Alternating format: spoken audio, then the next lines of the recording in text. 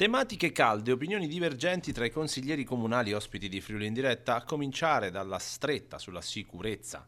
Si parla solo della parola sicurezza, è quello, no? Se abbiamo dato questi ragazzi, ha detto lui che questi ragazzi sono, ribadisco, gli ultimi degli ultimi, vuol dire che hanno delle problematiche, quindi vengono qua con delle problematiche importanti e quindi c'è poco da fare secondo me, bisogna trovare una soluzione un po' più drastica. Perché comunque nel momento in cui tu chiudi le porte ai minori stranieri non accompagnati che arrivano da qualche altra parte d'Italia, non è che risolvi la situazione se ritieni che ci sia un problema, non è il fatto che arrivi il minore straniero non accompagnato da Milano a creare i problemi di cui stiamo parlando anche oggi o che in qualche modo anche la Regione, questa giunta, ha sempre posto come problematicità legata alla gestione dei minori stranieri non accompagnati. Viabilità e parcheggi e un cambio di mentalità legata al vivere la quotidianità sono altro campo di scontro tra Fiore e Croatto.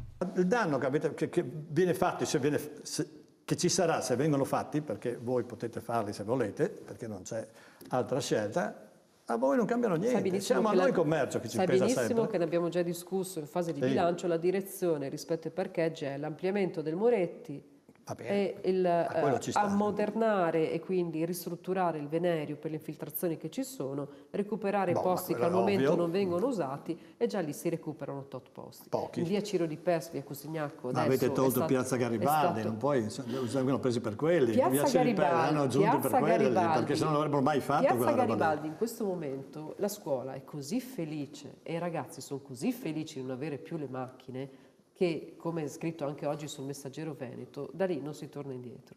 Non si torna indietro perché è una vostra scelta, è giusto che non si torni indietro. Se avete scelto di fare quello, vuoi tornare indietro? Ma era una piazza scolastica, qualcosa che andava fatto, andava assolutamente fatto. Secondo me in fondo siete d'accordo anche voi.